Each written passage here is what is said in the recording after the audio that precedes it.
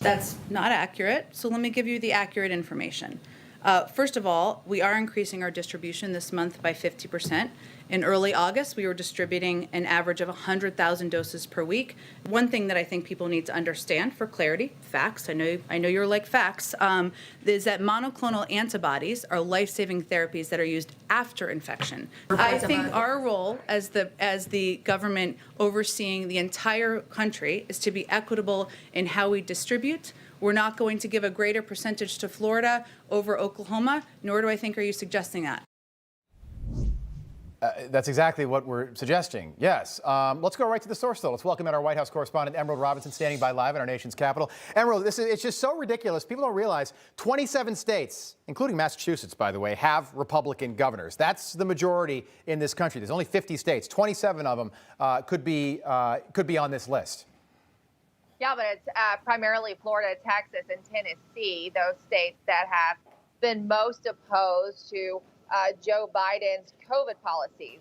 Texas and Florida have both been adversarial, you could say, that's how the Biden administration says it, to mask mandates, vaccine mandates, and the sort of heavy hand that the Biden administration wants to administer when it comes to COVID policy. But what I loved about it, Rob, was that she started out with saying that's not accurate, and then explained why it was actually accurate, that they are doing this. They're going to shift distribution, even though they really haven't started shipping out those monoclonal antibodies to the other states in great amounts. So, for instance, for Florida this week, they were supposed to get 70,000 monoclonal antibody treatments. Instead, they only got 30,000.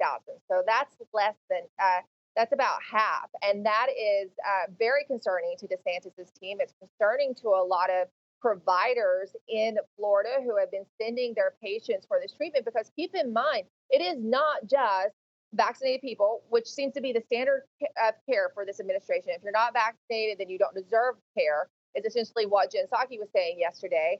But 52% of this one clinic in Broward yesterday, 52% of the patients were actually vaccinated. And if you fully vaccinated, and if you looked at the 65 and over population, that percentage was higher. So DeSantis and his team are saying that we need these for both vaccinated and unvaccinated people. And this is just a trend that's going on. Even in Florida, though, you have doctors who are resistant to this and other treatments like ivermectin. Some patients who are requesting ivermectin, even after being vaccinated and getting a breakthrough infection, which is becoming more prevalent, they're saying that they won't prescribe it to them, Rob. Yeah, Emerald, I think, by the way, so Florida just passed 50,000 deaths.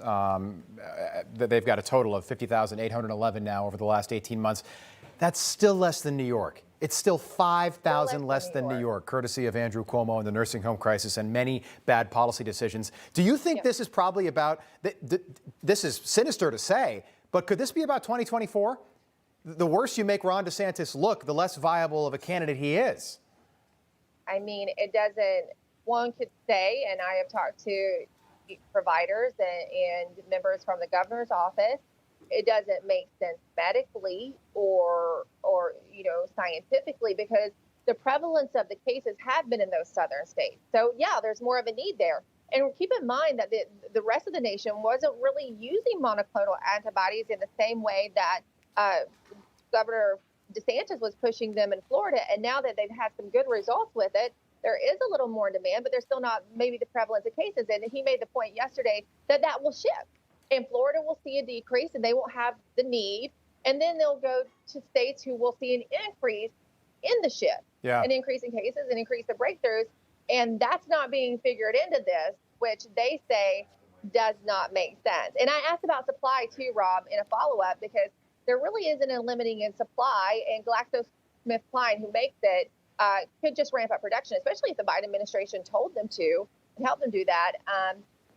So their idea, the administration's claim of having to ration it, doesn't really stand up. And so DeSantis says he's going to go around them and go straight to GSK. Yeah, which he, try to get them. And I bet other Republican governors will do the same. California and New York lead the nation in deaths. Both blue states run by blue governors. California will continue to be run by Governor Gavin Newsom. Emerald Robinson, have a great weekend.